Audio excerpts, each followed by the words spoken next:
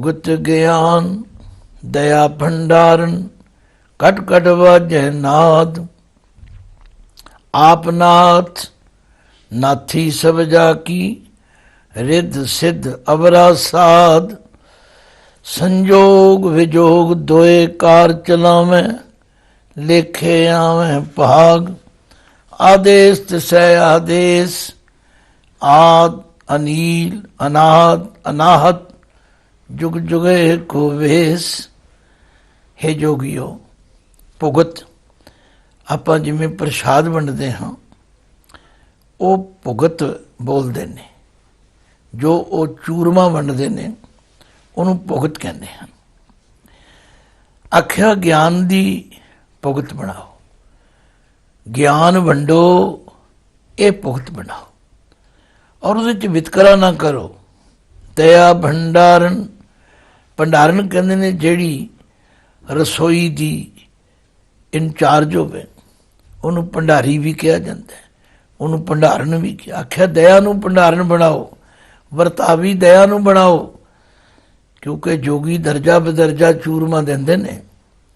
ਜਿਹੜਾ ਵੱਡਾ ਜੋਗੀ ਹੋਵੇ ਉਹਨੂੰ ਜ਼ਿਆਦਾ, ਛੋਟਾ ਹੋਵੇ ਉਹਨੂੰ ਘੱਟ। ਕਹਿੰਦੇ ਨਹੀਂ, ਸਾਰਿਆਂ ਨਾਲ ਇੱਕੋ ਜਿਹਾ ਵਰਤਾਓ ਕਰੋ, ਦਇਆ ਦੀ ਭੰਡਾਰਨ ਬਣਾਓ। ਫਿਰ ਧਿਆਨ ਦਿਓ, ਭੁਗਤ ਗਿਆਨ ਦਇਆ ਭੰਡਾਰਨ ਕਟ ਕਟ ਵਾਜੈ ਨਾਦ। ਫਿਰ ਉਹ ਜਦੋਂ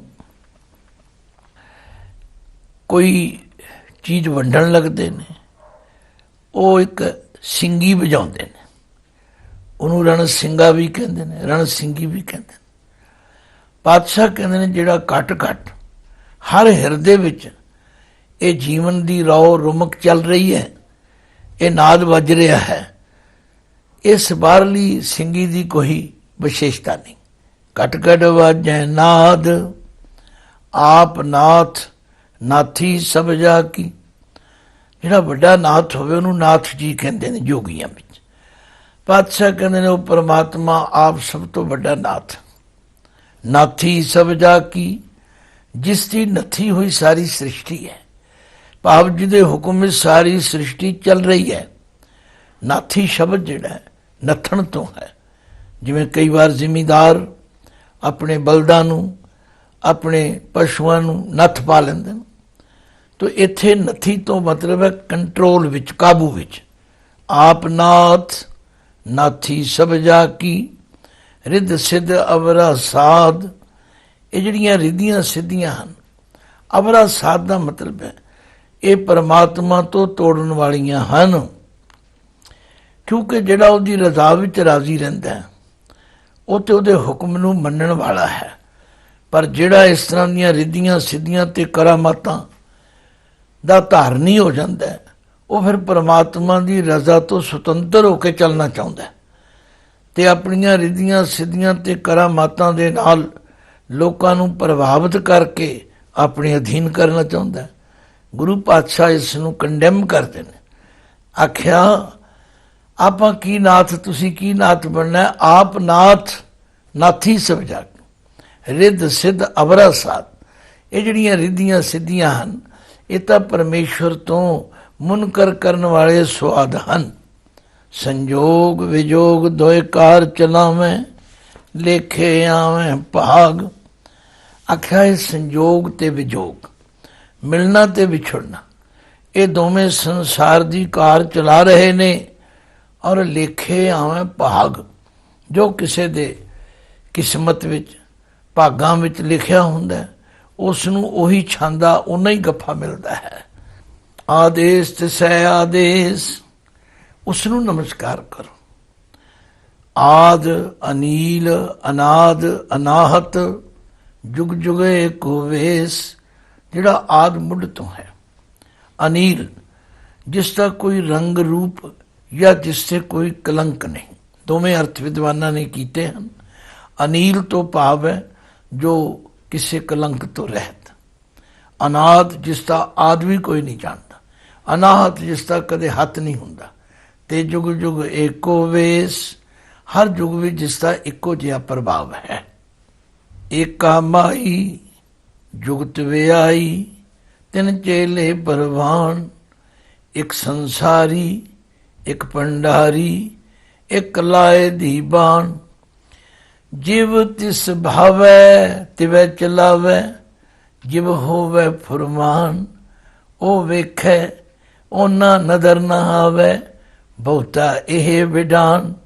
ਆਦੇਸ ਤਿਸੈ ਆਦੇਸ, ਆਦ ਅਨੀਲ ਅਨਾਦ ਅਨਾਹਤ, ਜੁਗ ਜੁਗ ਏਕੋ ਵੇਸ। ਹੁਣ ਪਾਤਸ਼ਾਹ ਫਰਮਾਉਂਦੇ ਨੇ, ਏਕਾ ਮਾਈ, ਏਕ ਮਾਈ माया है, जुगत व्याई, जुगती से प्रसूता होई। ਹੁਣ ਬਹੁਤ ਸਾਰੇ ਅਣਜਾਣ ਪ੍ਰੇਮੀ ਇਹਨੂੰ ਵਿਆਹੀ ਬੋਲ ਦਿੰਦੇ ਨੇ। ਵਿਆਹੀ ਨਹੀਂ, ਇਹ ਸ਼ਬਦ ਹੈ ਵਿਆਹੀ। ਵੱਵੇ ਨੂੰ ਵਿਸਿਆਰੀ, ਐੜੇ ਨੂੰ ਆ ਕੰਨਾ, ਈੜੀ ਨੂੰ ਈ ਬਿਹਾਰੀ। ਜਿਸ ਨੂੰ ਕੁਝ ਇਲਾਕਿਆਂ ਵਿੱਚ ਜਦੋਂ ਮੱਝ ਗਾਂ ਸੂੰਦੀ ਹੈ ਤਾਂ ਉਸ ਨੂੰ ਵਿਆਹੀ ਕਹਿੰਦੇ ਨੇ। ਡਿਲੀਵਰੀ ਹੋਈ, ਪ੍ਰਸੂਤਾ ਹੋਈ। ਗੁਰਦੇਵ ਕਹਿੰਦੇ ਨੇ ਏਕ ਮਾਈ ਮਾਇਆ ਹੈ ਜੋ ਜੁਗਤੀ ਸੇ ਪ੍ਰਸੂਤਾ ਹੋਈ। ਇਹ ਖਿਆਲ ਹੈ ਮਿਥਿਆਸ ਵਾਲਿਆਂ ਦਾ, ਸਨਾਤਨ ਧਰਮ ਦਾ, ਪਰ ਗੁਰਮਤਿ ਵਿੱਚ ਇਹਦੀ ਕੋਈ ਪ੍ਰਵਾਨਗੀ ਨਹੀਂ। ਇਹ ਤਾਂ ਸਮਝਾਉਣ ਲਈ ਇੱਕ ਵਰਣਨ ਹੈ ਵੀ ਏਕ ਮਾਈ ਮਾਇਆ ਹੈ ਜੋ ਜੁਗਤੀ ਸੇ ਪ੍ਰਸੂਤਾ ਹੋਈ ਹੈ। ਤਿੰਨ ਚੇਲੇ ਪਰਵਾਨ, ਉਸਦੇ ਤਿੰਨ ਚੇਲੇ ਪ੍ਰਮਾਣਿਕ ਮੰਨੇ ਜਾਂਦੇ ਹਨ। ਇੱਕ ਸੰਸਾਰੀ, ਇੱਕ ਭੰਡਾਰੀ, ਇੱਕ ਲਾਏ ਦੀਵਾਨ। ਇੱਕ ਹੈ ਪੈਦਾ ਕਰਨ ਵਾਲਾ, ਇੱਕ ਹੈ ਉਹਨਾਂ ਨੂੰ ਪਾਲਣ ਵਾਲਾ, ਤੇ ਇੱਕ ਹੈ ਕਚਹਿਰੀ ਲਾ ਕੇ ਸਾਰਿਆਂ ਨੂੰ ਖਤਮ ਕਰਨ ਵਾਲਾ। ਇਹ ਉਹਨਾਂ ਦਾ ਖਿਆਲ ਹੈ। ਹੁਣ ਪਾਤਸ਼ਾਹ ਆਪਣਾ ਫੈਸਲਾ ਦਿੰਦੇ ਨੇ, ਜਿਵ ਤਿਸ ਭਾਵੈ ਤਿਵੈ ਚਲਾਵੈ, ਜਿਵ ਹੋਵੈ ਫੁਰਮਾਨ। ਬਈ ਇਹਨਾਂ ਦੇ ਵਸ ਵਿੱਚ ਕੁਝ ਨਹੀਂ। ਜਿਵੇਂ ਉਸ ਪਰਮਾਤਮਾ ਨੂੰ ਚੰਗਾ ਲੱਗਦਾ ਉਵੇਂ ਉਹ ਸਭ ਨੂੰ ਚਲਾਉਂਦਾ ਹੈ, ਤੇ ਇਹ ਉਵੇਂ ਹੀ ਚੱਲਦੇ ਨੇ ਜਿਵ ਹੋਵੈ ਫੁਰਮਾਨ, ਜਿਵੇਂ ਉਸ ਦਾ ਆਰਡਰ ਹੁੰਦਾ। ਹਾਂ, ਇੱਕ ਅਚੰਭੇ ਦੀ ਗੱਲ ਇਹ ਹੈ ਕਿ ਉਹ ਵੇਖੈ ਉਹਨਾਂ ਨਜ਼ਰ ਨ ਆਵੈ, ਬਹੁਤਾ ਇਹ ਵਿਡਾਨ। ਇਹ ਪਾਠ ਕਰਨ ਵਾਲੇ ਪ੍ਰੇਮੀਆਂ ਲਈ ਜਾਣਕਾਰੀ ਹੈ ਕਿ ਊੜੇ ਉੱਤੇ ਕਦੇ ਹੋੜਾ ਨਹੀਂ ਲੱਗਦਾ। ਇਸ ਲਈ ਜਿੱਥੇ ਹੋੜੇ ਦੀ ਆਵਾਜ਼ ਬੋਲਣੀ ਹੈ ਉੱਥੇ ਊੜੇ ਦਾ ਮੂੰਹ ਖੁੱਲ੍ਹਾ ਰੱਖੇ। ਉਹ ਵੇਖੈ ਉਹਨਾਂ ਨਜ਼ਰ ਨ ਆਵੈ, ਬਹੁਤਾ ਇਹ ਵਿਡਾਨ। ਇਹ ਬੜੇ ਅਚਰਜ ਦੀ ਬਾਤ ਹੈ ਕਿ ਵਾਹਿਗੁਰੂ ਤਾਂ ਸਭ ਨੂੰ ਦੇਖਦਾ ਹੈ, ਪਰ ਉਹਨਾਂ ਜੀਵਾਂ ਨੂੰ ਤਥਾ ਉਹਨਾਂ ਨੂੰ ਨਜ਼ਰ ਨਹੀਂ ਆਉਂਦਾ। ਇਹ ਬੜੀ ਅਚਰਜ ਬਾਤ ਹੈ। ਫਿਰ ਪਾਤਸ਼ਾਹ ਕਹਿੰਦੇ ਆਦੇਸ ਤਿਸੈ ਆਦੇਸ, ਆਦ ਅਨੀਲ ਅਨਾਦ ਅਨਾਹਤ, ਜੁਗ ਜੁਗੇ ਕੋ ਵੇਸ। ਜੇ ਭਾਈ ਨਮਸਕਾਰ ਕਰਨੀ ਹੈ ਤਾਂ ਤਿਸੈ ਆਦੇਸ, ਉਸ ਅਕਾਲ ਪੁਰਖ ਨੂੰ ਕਰੋ ਜਿਹੜਾ ਆਦ ਤੋਂ ਹੈ, ਕਲੰਕ ਤੋਂ ਰਹਿਤ ਹੈ, ਤਥਾ ਅਨਾਦ ਜਿਹਦਾ ਆਦ ਵੀ ਕੋਈ ਨਹੀਂ ਜਾਣਦਾ, ਜੋ ਅਨਾਹਤ ਕਦੇ ਹੱਥ ਨਹੀਂ ਹੁੰਦਾ, ਤੇ ਹਰ ਯੁੱਗ ਵਿੱਚ ਜਿਸਦਾ ਇੱਕੋ ਵੇਸ ਹੈ।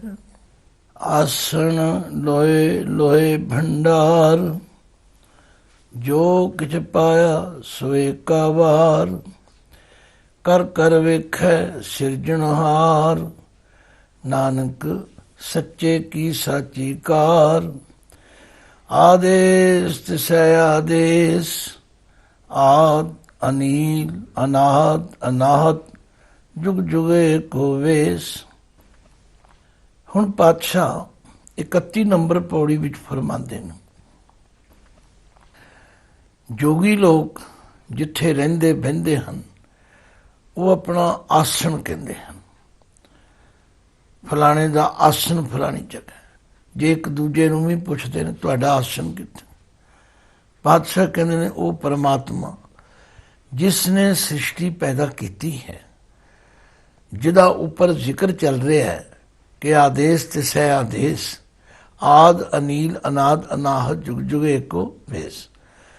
ਉਹਦਾ ਆਸਣ, ਉਹਦਾ ਟਿਕਾਣਾ, ਉਹਦੇ ਰਹਿਣ ਬਹਿਣ ਦੀ ਜਗ੍ਹਾ ਲੋਏ ਲੋਏ ਹਰ ਲੋਕ ਵਿੱਚ ਹੈ। ਦੇਖੋ ਲੋ ਦੇ ਸਪੈਲਿੰਗ ਲੱਲੇ ਨੂੰ ਲੋਹੜਾ ਐੜਾ ਵੀ ਆਉਂਦਾ ਹੈ, ਉਹ ਲੋਕ ਦਾ ਸੂਚਕ ਹੈ। ਪਰ ਇੱਥੇ ਹੈ ਲੱਲੇ ਨੂੰ ਲੋਹੜਾ, ਈੜੀ ਨੂੰ ਇਸ ਸਿਆਰੀ, ਜਿਸ ਦਾ ਉਚਾਰਨ ਤੇ ਹੈ ਲੋਏ ਲੋਏ, ਪਰ ਸਿਆਰੀ ਲੱਗਣ ਦੇ ਨਾਲ ਹਰ ਲੋਕ ਵਿੱਚ ਉਸ ਦਾ ਆਸਣ ਹੈ। ਭਾਵ ਸੁਰਗਲੋਕ ਵਿੱਚ, ਮਾਤਲੋਕ ਵਿੱਚ, ਪਤਾਲ ਲੋਕ, ਹਰ ਜਗ੍ਹਾ ਉਹਦਾ ਆਸਣ ਹੈ, ਉਹ ਬਿਰਾਜਮਾਨ ਹੈ। ਕਿਉਂਕਿ ਗੁਰਮਤਿ ਦਾ ਇਹ ਸਿਧਾਂਤ ਹੈ ਕਿ ਉਹ ਸਰਵ ਵਿਆਪਕ ਹੈ। ਜਲ ਥਲ ਮਈਲ ਪੂਰਿਆ, ਸੁਆਮੀ ਸਿਰਜਨਹਾਰ, ਅਨਗ ਭਾਂਤ ਹੋਏ ਪਸਰਿਆ, ਨਾਨਕ ਏਕ ਓੰਕਾਰ। ਲੋਕ ਉਲਝੇ ਹੋਏ ਹਨ। ਕੋਈ ਆਂਦਾ ਰੱਬ ਨਿਰਗੁਣ ਹੈ, ਕੋਈ ਆਂਦਾ ਰੱਬ ਸਰਗੁਣ ਹੈ। ਪਰ ਮੇਰੇ ਗੁਰਦੇਵ ਕਹਿੰਦੇ ਨਹੀਂ, ਨਿਰਗੁਣ ਆਪ, ਸਰਗੁਣ ਵੀ ਉਹੀ, ਕਲਾਧਾਰ ਜਿਨ ਸਗਲੀ ਮੋਹੀ। ਆਪਣੇ ਚਰਤ ਪ੍ਰਭਿਆ ਬਣਾਏ, ਆਪਣੀ ਕੀਮਤ ਆਪੇ ਪਾਏ। ਹਰ ਬਿਨ ਦੂਜਾ ਨਾਹੀ ਕੋਏ, ਸਰਬ ਨਿਰੰਤਰ ਏਕੋ ਸੋਏ। ਆਸਣ ਲੋਏ ਲੋਏ ਭੰਡਾਰ, ਉਹਦਾ ਹਰ ਲੋਕ ਵਿੱਚ ਆਸਣ ਹੈ। ਔਰ ਉਹਦੇ ਭੰਡਾਰ, ਗੋਦਾਮ, ਸਟੋਰ ਜਿਹੜੇ ਨੇ ਉਹ ਵੀ ਹਰ ਲੋਕ ਵਿੱਚ। ਕਮਾਲ ਦੀ ਗੱਲ ਇਹ ਹੈ ਕਿ ਜੋ ਕੁਝ ਪਾਇਆ ਸੋ ਏਕਾ ਵਾਰ। ਉਹਨਾਂ ਗੋਦਾਮਾਂ ਵਿੱਚ ਜੋ ਕੁਝ ਉਹਨੇ ਪਾਇਆ ਇੱਕੋ ਵਾਰੀ ਪਾ ਦਿੱਤਾ। ਜੀਵ ਕੱਢੀ ਜਾਂਦੇ ਹਨ, ਵਰਤੀ ਜਾਂਦੇ ਹਨ, ਖਾਈ ਜਾਂਦੇ ਹਨ। ਉਹ ਗੋਦਾਮ ਕਦੇ ਮੁੱਕਦੇ ਹੀ ਨਹੀਂ। ਕਰ ਕਰ ਵੇਖੈ ਸਿਰਜਣਹਾਰ, ਉਹ ਪ੍ਰਭੂ ਸਿਰਜਣਹਾਰ ਕਰ ਕਰ ਵੇਖੈ, ਆਪਣੇ ਸੰਸਾਰ ਨੂੰ ਬਣਾ ਬਣਾ ਕੇ ਵੇਖਦਾ, ਸੰਭਾਲਦਾ ਬਈ ਕਿਸ ਦੀ ਰੋਜ਼ੀ ਪਹੁੰਚ ਗਈ ਕਿ ਨਹੀਂ। ਰੋਜ਼ ਅਸੀਂ ਪੜ੍ਹਦੇ ਹਾਂ, ਸਿਰ ਸਿਰ ਰਿਜ਼ਕ ਸੰਭਾਹੇ ਠਾਕੁਰ, ਕਾਹੇ ਮਨ ਭਉ ਕਰਿਆ। ਊੜੇ ਊੜ ਆਵੈ ਸਹਿ ਕੋਸਾਂ, ਤਿਸ ਪਾਛੈ ਬਚਰੇ ਛਰਿਆ। ਤਿਨ ਕਵਣ ਖਲਾਵੈ ਕਵਣ ਚੁਗਾਵੈ, ਮਨ ਮੈਂ ਸਿਮਰਨ ਕਰਿਆ। ਸਭ ਨਿਧਾਨ 10 ਅਸ਼ਟ ਸਿਧਾਨ, ਠਾਕੁਰ ਕਰ ਤਲ ਧਰਿਆ। ਗੱਲ ਕੀ, ਉਸ ਪਰਮਾਤਮਾ ਦਾ ਪ੍ਰਬੰਧ ਇਤਨਾ ਵਧੀਆ ਕਿ ਉਹ ਹਰ ਜਗ੍ਹਾ ਤੇ ਬੈਠਾ ਹੈ।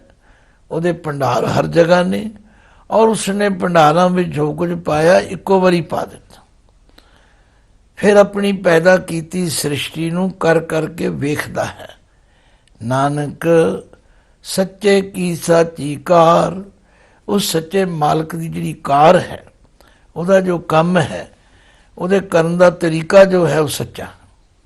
ਉਹਦੇ ਵਿੱਚ ਕਦੇ ਕੋਈ ਵਿਗੜ ਨਹੀਂ ਪੈਂਦਾ। ਬੰਦਿਆਂ ਦੇ ਕੀਤੇ ਹੋਏ ਪ੍ਰਬੰਧ ਵਿਗੜਦੇ ਵੀ ਦੇਖੇ ਹਨ।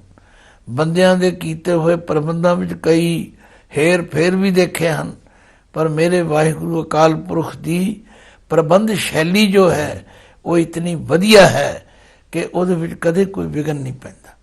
ਇਸ ਲਈ ਗੁਰੂ ਪਾਤਸ਼ਾਹ ਕਹਿੰਦੇ, ਨਾਨਕ ਸੱਚੇ ਕੀ ਸਾਚੀ ਕਾਰ, ਆਦੇਸ਼ ਤਿਸੈ ਆਦੇਸ਼, ਆਦ ਅਨੀਲ ਅਨਾਦ ਅਨਾਹਤ, ਜੁਗ ਜੁਗੇ ਕੋ ਵੇਸ। ਬਈ ਨਮਸਕਾਰ ਕਰਨੀ ਤਾਂ ਉਸ ਨੂੰ ਨਮਸਕਾਰ ਕਰੀ ਜਿਹੜਾ ਆਦ ਮੁੱਢ ਤੋਂ ਹੈ, ਜੋ ਕਲੰਕ ਰਹਿਤ ਹੈ, ਜਿਹਦਾ ਮੁੱਢ ਵੀ ਕਿਸੇ ਨੂੰ ਪਤਾ ਨਹੀਂ, ਜੋ ਅਨਾਹਤ ਕਦੇ ਹੱਥ ਨਹੀਂ ਹੁੰਦਾ, ਅਤੇ ਹਰ ਯੁੱਗ ਵਿੱਚ ਜਿਹਦਾ ਇੱਕੋ ਵੇਸ ਹੈ। ਇੱਕ ਦੂਜੀਬੋਂ ਲੱਖ ਹੋਏ, ਲੱਖ ਹੋਵੇਂ ਲੱਖ 20, ਲੱਖ ਲੱਖ ਗੇੜਾ ਆਖੀਐ, ਏਕ ਨਾਮ ਜਗਦੀਸ਼। ਏ ਤਰਾ ਪਤ ਪਵੜੀਆਂ, ਚੜੀਐ ਹੋਏ 21, ਸੁਣ ਗੱਲਾਂ ਆਕਾਸ ਕੀ, ਕੀਟਾਂ ਆਈ ਰੀਸ। ਨਾਨਕ ਨਦਰੀ ਪਾਈਐ, ਕੂੜੀ ਕੂੜੈ ਠੀਸ। ਬੜੀ ਸਿਧਾਂਤਕ ਬਾਤ ਗੁਰਦੇਵ ਨੇ ਸਮਝਾਈ। ਆਖਿਆ ਇੱਕ ਦੂ ਜੀਵੋਂ, ਇੱਕ ਜੀਵ ਤੋਂ ਲੱਖਾਂ ਹੋ ਜਾਣ, ਲੱਖ ਹੋਏ, ਇਹਨੂੰ ਹੋਏ ਨਹੀਂ ਕਹਿਣਾ, ਹੋਏ। ਇੱਕ ਜੀਵ ਤੋਂ ਲੱਖਾਂ ਜੀਵਾਂ ਹੋ ਜਾਣ, ਔਰ ਲੱਖ ਹੋਵੇਂ ਲੱਖ 20, ਲੱਖਾਂ ਤੋਂ 20 ਲੱਖ ਹੋ ਜਾਣ। ਫਿਰ ਇੱਕ ਇੱਕ ਜੀਵ ਦੇ ਨਾਲ ਲੱਖ ਲੱਖ ਗੇੜਾ ਆਖੀਐ, ਏਕ ਨਾਮ ਜਗਦੀਸ਼। ਉਹ ਜੋ ਜਗਤ ਦਾ ਈਸ਼ ਮਾਲਕ ਹੈ, ਉਹਦੇ ਨਾਮ ਨੂੰ ਇੱਕ ਜੀਵਾਂ ਨਾਲ ਲੱਖ ਲੱਖ ਵਾਰੀ ਆਖਿਆ ਜਾਏ। ਏ ਤਰਾ ਪਦ ਪਵੜੀਆਂ, ਚੜੀਐ ਹੋਏ 21। ਪਤ ਦਾ ਇੱਥੇ ਅਰਥ ਹੈ ਪਤੀ, ਪਰਮੇਸ਼ਵਰ। ਇਹ ਪਰਮੇਸ਼ਵਰ ਨੂੰ ਮਿਲਣ ਦੀਆਂ ਪੌੜੀਆਂ ਹਨ। ਪੌੜੀ ਅਸੀਂ ਆਮ ਬੋਲੀ ਵੀ ਜਾਣਦੇ ਹਾਂ, ਇਹਨੂੰ ਸੀੜੀ ਵੀ ਕਹਿੰਦੇ ਨੇ, ਜ਼ੀਨਾ ਵੀ ਕਹਿੰਦੇ ਨੇ। ਇਹਦੇ ਜਿਹੜੇ ਸਟੈਪ ਨੇ ਉਹਨਾਂ ਦੇ ਰਾਹੀਂ ਅਸੀਂ ਮਕਾਨ ਦੀ ਛੱਤ ਤੇ ਪਹੁੰਚਦੇ ਹਾਂ। ਮਹਾਰਾਜ ਕਹਿੰਦੇ ਪਰਮਾਤਮਾ ਨੂੰ ਮਿਲਣ ਦੀਆਂ ਇਹ ਪੌੜੀਆਂ ਕਹੀਆਂ ਜਾਂਦੀਆਂ ਔਰ ਚੜੀਐ ਹੋਏ ਅਕੀਸ। ਅਕੀਸ ਦਾ ਮਤਲਬ ਹੈ ਇੱਕ ਈਸ, ਪਰਮਾਤਮਾ ਨਾਲ ਇੱਕ ਮਿਕ ਹੋ ਜਾਣਾ। ਪਰ ਇਹਨਾਂ ਗਿਣਤੀਆਂ ਮਿਣਤੀਆਂ ਨੂੰ ਪਾਤਸ਼ਾਹ ਕੰਡੈਮ ਵੀ ਕਰਦੇ ਨੇ। ਕਹਿੰਦੇ ਅਸਲ ਵਿੱਚ ਇਹੋ ਜਿਹੀਆਂ ਗਿਣਤੀਆਂ ਮਿਣਤੀਆਂ ਦੀ ਗੱਲ ਸੁਣ ਕੇ, ਸੁਣ ਗੱਲਾਂ ਆਕਾਸ਼ ਕੀ ਕੀਟਾਂ ਆਈ ਰੀਸ। ਕੀਟਾਂ ਦਾ ਮਤਲਬ ਕੀੜੇ, ਰੀਂਗਣ ਵਾਲੇ ਜੋ ਸਨ, ਉਹਨਾਂ ਨੂੰ ਇਹ ਉੱਚੀਆਂ ਗੱਲਾਂ, ਪਰਮਾਤਮਾ ਨੂੰ ਮਿਲਣ ਵਾਲੀਆਂ ਗੱਲਾਂ, ਰੂਹਾਨੀ ਗੱਲਾਂ ਸੁਣ ਕੇ ਰੀਸ ਆਈ ਬਈ ਅਸੀਂ ਵੀ ਮਾਲਾ ਫੇਰੀਏ, ਅਸੀਂ ਵੀ ਗਿਣਤੀ ਮਿਣਤੀ ਦਾ ਪਾਠ ਕਰੀਏ। ਸਾਡੇ ਵਿੱਚ ਵੀ ਕਈ ਸਿੱਖ ਕਈ ਇਸ ਤਰ੍ਹਾਂ ਦੀਆਂ ਗਿਣਤੀਆਂ ਮਿਣਤੀਆਂ ਵਿੱਚ ਫਸੇ ਪਏ ਨੇ, ਜਦੋਂ ਕਿ ਗੁਰਮਤਿ ਗਿਣਤੀਆਂ ਮਿਣਤੀਆਂ ਤੋਂ ਬਾਹਰ ਹੈ। ਗੁਰਮਤਿ ਤੇ ਕਹਿੰਦੀ ਹੈ ਉਠਤ ਬੈਠਤ ਸੋਵਤ ਧਿਆਈਐ, ਮਾਰਗ ਚਲਤ ਹਰੇ ਹਰ ਗਾਈਐ। ਹਰ ਵੇਲੇ ਉਸ ਪਰਮਾਤਮਾ ਨੂੰ ਯਾਦ ਕਰੋ। ਤੋ ਸੁਣ ਗੱਲਾਂ ਆਕਾਸ਼ ਕੀ, ਸੁਣਦੇ ਰਾਣੇ ਨੂੰ ਸਿਹਾਰੀ ਹੈ। ਆਕਾਸ਼ ਦੀਆਂ ਗੱਲਾਂ ਦਾ ਮਤਲਬ ਉੱਚੀਆਂ ਗੱਲਾਂ, ਰੂਹਾਨੀ ਗੱਲਾਂ ਸੁਣ ਕੇ ਕੀਟਾਂ ਆਈ ਰੀਸ, ਕੀੜਿਆਂ ਨੂੰ ਵੀ ਰੀਸ ਆਈ। ਅਸੀਂ ਵੀ ਇਸ ਤਰ੍ਹਾਂ ਗਿਣਤੀਆਂ ਮਿਣਤੀਆਂ ਕਰਕੇ ਪਹੁੰਚ ਜਾਈਏ। ਪਰ ਪਾਤਸ਼ਾਹ ਆਪਣਾ ਫੈਸਲਾ ਦਿੰਦੇ ਨੇ, ਪਿਆਰਿਓ ਗਿਣਤੀਆਂ ਮਿਣਤੀਆਂ ਦੇ ਨਾਲ ਪਰਮੇਸ਼ਵਰ ਦੇ ਮਿਲਾਪ ਦਾ ਕੋਈ ਸੰਬੰਧ ਨਹੀਂ। ਨਾਨਕ ਨਦਰੀ ਪਾਈਐ ਕੂੜੀ ਕੂੜੈ ਠੀਸ। ਨਾਨਕ ਜੀ ਫਰਮਾਉਂਦੇ ਹਨ, ਪਾਈਐ ਦਾ ਮਤਲਬ ਹੈ ਪ੍ਰਾਪਤ ਕਰਨਾ, ਮਿਲਣਾ। ਨਦਰੀ ਪਾਈਐ, ਉਹਦੀ ਮਿਹਰ ਦੀ ਨਜ਼ਰ ਨਾਲ ਉਸ ਨੂੰ ਪ੍ਰਾਪਤ ਕੀਤਾ ਜਾ ਸਕਦਾ। ਇਹ ਗਿਣਤੀਆਂ ਮਿਣਤੀਆਂ ਤੇ ਆਧਾਰਿਤ ਜੋ ਗੱਲਾਂ ਹਨ, ਕੂੜੀ ਕੂੜੈ ਠੀਸ, ਇਹ ਕੂੜੇ ਬੰਦੇ ਦੀ ਕੂੜੀ ਗੱਪ ਹੈ। ਭਾਵ ਗਿਣਤੀਆਂ ਮਿਣਤੀਆਂ ਉੱਤੇ ਆਧਾਰਿਤ ਹੋ ਕੇ ਇਹ ਫੈਸਲਾ ਕਰ ਲੈਣਾ ਕਿ ਅਸੀਂ ਇਸ ਤਰ੍ਹਾਂ ਪਰਮਾਤਮਾ ਨੂੰ ਮਿਲਾਂਗੇ, ਨਹੀਂ। ਜਪਣਾ ਮਾੜੀ ਗੱਲ ਨਹੀਂ, ਸਿਮਰਨਾ ਮਾੜੀ ਗੱਲ ਨਹੀਂ, ਪਰ ਗਿਣਤੀਆਂ ਮਿਣਤੀਆਂ ਕਰਕੇ ਇਸ ਭਰੋਸੇ ਰਹਿਣਾ। ਮੈਂ ਆਮ ਤੌਰ ਤੇ ਇੱਕ ਇਸ ਗੱਲ ਨੂੰ ਖੋਲ੍ਹਣ ਲਈ ਛੋਟੀ ਜਿਹੀ ਸਾਖੀ ਸੁਣਾਇਆ ਕਰਦਾ। ਕਹਿੰਦੇ ਇੱਕ ਬੰਦਾ ਸੀ ਤੇ ਉਹ ਖੂਹ ਦੇ ਅੰਦਰ 6 ਮਹੀਨੇ ਵਾਸਤੇ ਲਟਕ ਗਿਆ। ਉਹਨੇ ਪ੍ਰੋਗਰਾਮ ਬਣਾਇਆ, ਮੈਂ 6 ਮਹੀਨੇ ਖੂਹ 'ਚ ਲਟਕਾਂਗਾ। ਕਿਸੇ ਨੇ ਉਹਨੂੰ ਕਹਿ ਦਿੱਤਾ ਵੀ ਇਸ ਤਰ੍ਹਾਂ ਰੱਬ ਮਿਲੇਗਾ। ਉਹ ਲਟਕ ਗਿਆ ਵਿਚਾਰਾ। 6 ਮਹੀਨਿਆਂ ਦਾ ਪ੍ਰਬੰਧ ਵੀ ਕੀਤਾ। ਉਸ ਨੇ ਸੰਗਲ ਸੁੰਗਲ ਪੱਕੇ ਪਾਏ। ਇੱਕ ਅਯਾਲੀ ਭੇਡ ਬੱਕਰੀਆਂ ਚਾਰਦਾ ਜੰਗਲ ਵਿੱਚ ਆ ਗਿਆ। ਉਹ ਖੂਹ 'ਚੋਂ ਪਾਣੀ ਕੱਢਣ ਲੱਗਾ, ਡੋਲ ਲਟਕਾਇਆ ਤੇ ਵੇਖਿਆ ਬੰਦਾ ਲਟਕਦਾ। ਪੁੱਛਿਆ ਕਿਉਂ ਬਈ ਸੱਜਣਾ, ਤੂੰ ਕਿਉਂ ਲਟਕ ਰਿਹਾ? ਕਹਿੰਦਾ ਮੈਂ ਰੱਬ ਨੂੰ ਮਿਲਣਾ। ਕਹਿੰਦਾ ਇਸ ਤਰ੍ਹਾਂ ਰੱਬ ਮਿਲ ਜਾਂਦਾ? ਕਹਿੰਦਾ ਹਾਂ। ਉਹ ਵਿਚਾਰਾ ਭੋਲਾ ਅਯਾਲੀ ਉਸ ਨੇ ਜੰਗਲ ਵਿੱਚੋਂ ਦੱਬ ਕਾਈ ਵੱਢੀ ਤੇ ਇੱਕ ਵੱਡਾ ਸੁਬੜ ਜਿਹਾ ਵੱਟ ਲਿਆ, ਟੈਂਪਰੇਰੀ ਰੱਸਾ ਵੱਟ ਲਿਆ। ਇੱਕ ਪਾਸਾ ਪੈਰ ਨਾਲ ਬੰਨਿਆ ਤੇ ਦੂਜਾ ਬਾਹਰ ਖੂਹ ਦੀ ਮਣ ਨਾਲ ਬੰਨਿਆ ਤੇ ਉਹ ਵੀ ਲਟਕ ਗਿਆ। ਹੁਣ ਬੰਦੇ ਦਾ ਭਾਰ, ਫਿਰ ਉਹ ਸੁਬੜ ਟੈਂਪਰੇਰੀ ਰੱਸਾ, ਜਦੋਂ ਧੁੱਪ ਲੱਗੀ ਲੱਗਾ ਸਰਕਣ। ਪਰਮੇਸ਼ਵਰ ਜੀ ਬਿਨਾਂ ਕਿਸੇ ਦੇਰੀ ਤੋਂ ਆ ਗਏ ਤੇ ਕਹਿੰਦੇ ਬਈ ਤੂੰ ਮੈਨੂੰ ਮਿਲਣਾ, ਆ ਜਾ, ਮੈਂ ਹਾਜ਼ਰ ਹਾਂ। ਉਹ ਜਦੋਂ ਉਹਨੂੰ ਬਾਹਰ ਕੱਢਿਆ ਮਿਲੇ ਤੇ ਉਹ ਜਿਹੜਾ 6 ਮਹੀਨਿਆਂ ਵਾਲਾ ਸੀ ਉਹ ਬੜਾ ਚੀਕਿਆ, ਮੈਂ ਇੰਨੇ ਦਿਨਾਂ ਦਾ ਲਟਕਦਾ, ਮੇਰੀ ਬਾਤ ਨਹੀਂ ਪੁੱਛੀ। ਵਾਹਿਗੁਰੂ ਜੀ ਕਹਿਣ ਲੱਗੇ ਤੈਨੂੰ ਹੈ ਆਪਣੇ ਰੱਸਿਆਂ ਤੇ ਮਾਣ, ਤੈਨੂੰ ਹੈ 6 ਮਹੀਨਿਆਂ ਦਾ ਪ੍ਰੋਗਰਾਮ ਤੇਰਾ। ਜਦੋਂ ਤੇਰੇ 6 ਮਹੀਨੇ ਪੂਰੇ ਹੋਣਗੇ ਫਿਰ ਤੇਰੇ ਨਾਲ ਵੀ ਗੱਲ ਕਰਾਂਗੇ। ਇਹ ਤਾਂ ਭੋਲਾ ਹੀ ਬਿਨਾਂ ਕਿਸੇ ਦੇਰੀ ਤੋਂ ਮੈਨੂੰ ਮਿਲਣ ਦੇ ਚਾਅ ਵਿੱਚ ਲਟਕਿਆ ਤੇ ਮੈਂ ਇਹਨੂੰ ਛੇਤੀ ਮਿਲਣ ਆ ਗਿਆ। ਕਹਿਣ ਦਾ ਭਾਵ ਪਰਮੇਸ਼ਵਰ ਗਿਣਤੀਆਂ ਮਿਣਤੀਆਂ ਜਾਂ ਇਹੋ ਜਿਹੇ ਤਰੀਕਿਆਂ ਨਾਲ ਨਹੀਂ ਮਿਲਦਾ, ਉਹ ਤਾਂ ਭੋਲੇ ਭਾਅ ਮਿਲਦਾ। ਗੋਬਿੰਦ ਭਾਉ ਭਗਤ ਦਾ ਭੁੱਖਾ ਭੋਲਾ ਭਾਉ ਗੋਬਿੰਦ ਮਿਲਾਵੇ। ਇਸ ਲਈ ਗੁਰਦੇਵ ਕਹਿੰਦੇ ਨੇ ਨਾਨਕ ਨਦਰੀ ਪਾਈ ਹੈ, ਉਹਦੀ ਮਿਹਰ ਦੀ ਨਜ਼ਰ ਹੋ ਜਾਏ ਫਿਰ ਪ੍ਰਾਪਤ ਹੋ ਜਾਂਦਾ। ਤੇ ਕੂੜੀ ਕੂੜਾ ਠੀਸ, ਕੂੜਾ ਝੂਠੇ ਬੰਦੇ ਦੀ ਇਹ ਝੂਠੀ ਗੱਪ ਹੈ ਕਿ ਇਹਨਾਂ ਗਿਣਤੀਆਂ ਮਿਣਤੀਆਂ ਨਾਲ ਪਰਮੇਸ਼ਵਰ ਦੀ ਪ੍ਰਾਪਤੀ ਹੋਵੇਗੀ। ਆਖਣ ਜ਼ੋਰ ਚੁਪੈ ਨਾ ਜ਼ੋਰ, ਜ਼ੋਰ ਨ ਮੰਗਣ ਦੇਣ ਨ ਜ਼ੋਰ, ਜ਼ੋਰ ਨ ਜੀਵਨ ਮਰਨ ਨ ਜ਼ੋਰ, ਜ਼ੋਰ ਨ ਰਾਜ ਮਾਲ ਮਨ ਸ਼ੋਰ, ਜ਼ੋਰ ਨ ਸੁਰਤੀ ਗਿਆਨ ਵਿਚਾਰ, ਜ਼ੋਰ ਨ ਜੁਗਤੀ ਛੁਟੇ ਸੰਸਾਰ।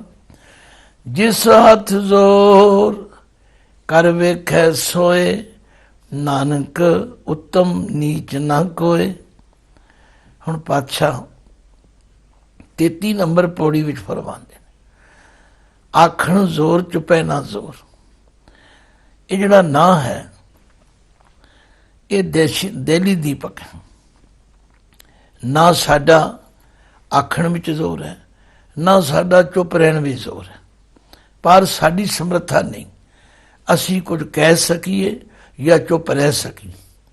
ਜ਼ੋਰ ਨਾ ਮੰਗਣ ਦੇਣ ਨਾ ਜ਼ੋਰ, ਮੰਗਣ ਵਿੱਚ ਵੀ ਸਾਡਾ ਕੋਈ ਜ਼ੋਰ ਧੱਕਾ ਨਹੀਂ ਤੇ ਦੇਣ ਵਿੱਚ ਵੀ ਸਾਡਾ ਕੋਈ ਜ਼ੋਰ ਨਹੀਂ। ਜ਼ੋਰ ਨਾ ਜੀਵਨ ਮਰਨ ਨਾ ਜ਼ੋਰ, ਨਾ ਜੀਵਨ ਵਿੱਚ ਵੀ ਅਸੀਂ ਸਦਾ ਜਿਉਂਦੇ ਰਹੀਏ ਜਾਂ ਕੋਈ ਮਰਨਾ ਚਾਹੇ ਇਹਦੇ ਵਿੱਚ ਵੀ ਸਾਡਾ ਕੋਈ ਜ਼ੋਰ ਨਹੀਂ। ਜ਼ੋਰ ਨਾ ਰਾਜ ਮਾਲ ਮਨ ਸ਼ੋਰ, ਵਾਹਿਗੁਰੂ ਜੀ ਦੇ ਨਾਲ ਕਿਸੇ ਤਰ੍ਹਾਂ ਵੀ ਜ਼ੋਰ ਨਹੀਂ। ਰਾਜ ਮਾਲ, ਰਾਜ ਦੇ ਮਾਲ ਦੌਲਤ ਦੇ ਇਹਨਾਂ ਚੀਜ਼ਾਂ ਨੂੰ ਪ੍ਰਾਪਤ ਕਰਨਾ ਜਾਂ ਇਹਨਾਂ ਨੂੰ ਪ੍ਰਾਪਤ ਕਰਕੇ ਜਿਹੜਾ ਮਨ ਵਿੱਚ ਸ਼ੋਰ ਫੂੰ ਫਾਂ ਪੈਦਾ ਹੁੰਦੀ ਹੈ, ਰੌਲਾ ਪਾਉਂਦੇ ਹਨ, ਇਹਨਾਂ ਚੀਜ਼ਾਂ ਵਿੱਚ ਵੀ ਸਾਡਾ ਜ਼ੋਰ ਨਹੀਂ। ਜ਼ੋਰ ਨਾ ਸੁਰਤੀ ਗਿਆਨ ਵਿਚਾਰ, ਜ਼ੋਰ ਦੇ ਨਾਲ ਕੋਈ ਆਪਣੀ ਸੁਰਤੀ ਜੋੜੇ ਜਾਂ ਗਿਆਨ ਦੀਆਂ ਵਿਚਾਰਾਂ ਕਰੇ ਇਹ ਵੀ ਸਾਡੀ ਸਮਰੱਥਾ ਨਹੀਂ। ਜ਼ੋਰ ਨਾ ਜੁਗਤੀ ਛੁਟੈ ਸੰਸਾਰ, ਉਸ ਵਿਉਂਤ ਦੇ ਲੱਭਣ ਲਈ ਜਿਸ ਨਾਲ ਸੰਸਾਰ ਛੁੱਟ ਜਾਂਦਾ ਹੈ, ਭਾਵ ਜਨਮ ਮਰਨ ਦੂਰ ਹੋ ਜਾਂਦਾ ਹੈ, ਇਹ ਸਾਡੀ ਸਮਰੱਥਾ ਤੋਂ ਬਾਹਰ। ਫਿਰ ਫੈਸਲਾ ਦਿੰਦੇ ਨੇ ਜਿਸ ਹੱਥ ਜ਼ੋਰ ਕਰ ਵੇਖੈ ਸੋਏ। ਹੱਥ ਦੇ ਥੱਥੇ ਨੂੰ ਸਿਆਰੀ ਹੈ, ਜਿਸ ਦੇ ਹੱਥ ਵਿੱਚ ਜ਼ੋਰ ਹੈ, ਜਿਹੜਾ ਇਹਨਾਂ ਸਾਰੀਆਂ ਸ਼ਕਤੀਆਂ ਦਾ ਮਾਲਕ ਹੈ ਵਾਹਿਗੁਰੂ, ਉਹ ਜੋ ਚਾਹੇ ਸੋ ਕਰ ਸਕਦਾ। ਜਿਸ ਹੱਥ ਜ਼ੋਰ ਕਰ ਵੇਖੈ ਸੋਏ, ਨਾਨਕ ਉੱਤਮ ਨੀਚ ਨਾ ਕੋਏ। ਆਪਣੇ ਜ਼ੋਰ ਨਾਲ ਕੋਈ ਉੱਤਮ ਜਾਂ ਨੀਚ ਨਹੀਂ ਬਣ ਸਕਦਾ। ਕਹਿਣ ਤੋਂ ਭਾਵ ਇਹ ਸਾਰੀਆਂ ਸ਼ਕਤੀਆਂ, ਇਹ ਸਾਰੀਆਂ ਤਾਕਤਾਂ ਉਸ ਵਾਹਿਗੁਰੂ ਅਕਾਲ ਪੁਰਖ ਦੇ ਹੱਥ ਵਿੱਚ ਨੇ। ਇਉਂ ਹੌਲੀ ਹੌਲੀ ਗੁਰੂ ਨਾਨਕ ਦੇਵ ਸੱਚੇ ਪਾਤਸ਼ਾਹ ਜੀ ਨੇ ਸਾਨੂੰ ਉਸ ਅਕਾਲ ਪੁਰਖ ਦੇ ਦਰਬਾਰ ਦੀ ਝਲਕ ਵਿਖਾਈ, ਉਹਦੀ ਨੇੜਤਾ ਵਿਖਾਈ ਔਰ ਉਸ ਦੇ ਨੇੜੇ ਲੱਗਣ ਦੇ ਉਹ ਸਰਲ ਅਤੇ ਸੌਖੇ ਢੰਗ ਤਰੀਕੇ ਸਮਝਾਏ ਤੇ ਆਖਿਆ ਇਹਦੇ ਵਿੱਚ ਕੋਈ ਜ਼ੋਰ ਦੀ ਗੱਲ ਨਹੀਂ, ਕੋਈ ਹਉਮੈ ਦੀ ਗੱਲ ਨਹੀਂ, ਕੋਈ ਆਖੇ ਮੈਂ ਇਉਂ ਕੀਤਾ ਤੇ ਮੈਂ ਮਿਲਿਆ, ਐਸਾ ਨਹੀਂ। ਇਹ ਤਾਂ ਉਸ ਵਾਹਿਗੁਰੂ ਅਕਾਲ ਪੁਰਖ ਉੱਤੇ ਨਿਰਭਰ ਹੈ, ਉਹਦੇ ਉੱਤੇ ਆਧਾਰਿਤ ਹੈ। ਸਾਨੂੰ ਉਹਦੀ ਚਰਨ ਸ਼ਰਨ ਵਿੱਚ ਰਹਿ ਕੇ ਉਹਦਾ ਹਮੇਸ਼ਾ ਸ਼ੁਕਰਾਨਾ ਕਰਦੇ ਰਹਿਣਾ ਚਾਹੀਦਾ। ਇਸ ਤਰੀਕੇ ਨਾਲ ਉਹ ਵਾਹਿਗੁਰੂ ਦੀ ਕਿਰਪਾ ਹੋ ਜਾਏ। ਗੁਰਬਾਣੀ ਦਾ ਬਚਨ ਹੈ, ਦਾਤੀ ਸਾਹਿਬ ਸੰਧੀਆਂ ਕਿਆ ਚੱਲੈ ਤਿਸ ਨਾਲ, ਇੱਕ ਜਾਗਨ ਦੇ ਨਾ ਲੈਣ ਇੱਕ ਨਾ ਸੁੱਤਿਆਂ ਦੇ ਉਠਾਲ। ਜਿਹੜੀਆਂ ਸਾਹਿਬ ਦੀਆਂ ਦਾਤਾਂ ਹਨ ਉਹਦੇ ਨਾਲ ਕੋਈ ਜ਼ੋਰ ਜ਼ਬਰਦਸਤੀ ਨਹੀਂ ਚੱਲਦੀ। ਇੱਕ ਜਾਗਦੇ ਹੋਏ, ਉਹਦੇ ਬਹੁਤ ਨੇੜੇ ਹੁੰਦੇ ਹੋਏ ਨਹੀਂ ਪ੍ਰਾਪਤ ਕਰ ਸਕਦਾ। ਦੇਖਣ ਵਿੱਚ ਆਇਆ 8 ਪਹਿਰ ਬਾਣੀ ਦਾ ਪਾਠ ਕਰਨ ਵਾਲੇ, 8 ਪਹਿਰ ਗੁਰੂ ਘਰ ਵਿੱਚ ਰਹਿਣ ਵਾਲੇ, ਉਹ ਗੁਰੂ ਦੇ ਭੈ ਤੋਂ ਕਈ ਵਾਰੀ ਰਹਿਤ ਹੋ ਜਾਂਦੇ। ਪਰ ਜਿਹੜੇ ਦੂਰ ਰਹਿਣ ਵਾਲੇ, ਲੋਕਾਂ ਦੀਆਂ ਨਜ਼ਰਾਂ ਵਿੱਚ ਇਉਂ ਲੱਗਦਾ ਹੈ ਸੁੱਤੇ ਹੋਏ ਨੇ, ਪਰ ਉਹ ਗੁਰੂ ਦੀ ਗੱਲ ਮੰਨ ਕੇ, ਗੁਰੂ ਦੀ ਸਿੱਖਿਆ ਤੇ ਚੱਲ ਕੇ ਉਹ ਦੂਰ ਹੁੰਦੇ ਵੀ ਨੇੜਤਾ ਪ੍ਰਾਪਤ ਕਰ ਲੈਂਦੇ ਨੇ। ਇਸ ਲਈ ਗੁਰਦੇਵ ਕਹਿੰਦੇ ਦਾਤੀ ਸਾਹਿਬ ਸੰਧੀਆਂ ਕਿਆ ਚੱਲੇ ਤਿਸ ਨਾਲ, ਇੱਕ ਜਾਗਨ ਦੇ ਨਾ ਲੈਣ, ਇੱਕ ਨਾ ਸੁਤਿਆਂ ਦੇ ਉਠਾਲ। ਇਹ ਸਾਰੀ ਸਮਰੱਥਾ ਵਾਹਿਗੁਰੂ ਅਕਾਲ ਪੁਰਖ ਦੇ ਹੱਥ ਵਿੱਚ ਹੈ। ਜਿਸ ਹੱਥ ਜ਼ੋਰ ਕਰ ਵੇਖੈ ਸੋਏ, ਨਾਨਕ ਉੱਤਮ ਨੀਚ ਨਾ ਕੋਏ। ਕੋਈ ਆਪਣੇ ਯਤਨਾਂ ਨਾਲ, ਕੋਈ ਆਪਣੇ ਜ਼ੋਰ ਨਾਲ ਆਖੇ ਮੈਂ ਉੱਤਮ ਹਾਂ ਜਾਂ ਨੀਚ ਹਾਂ, ਐਸਾ ਨਹੀਂ। ਇਹ ਤਾਂ ਸਭ ਵਾਹਿਗੁਰੂ ਅਕਾਲ ਪੁਰਖ ਦੇ ਹੱਥ ਵਿੱਚ ਹੈ।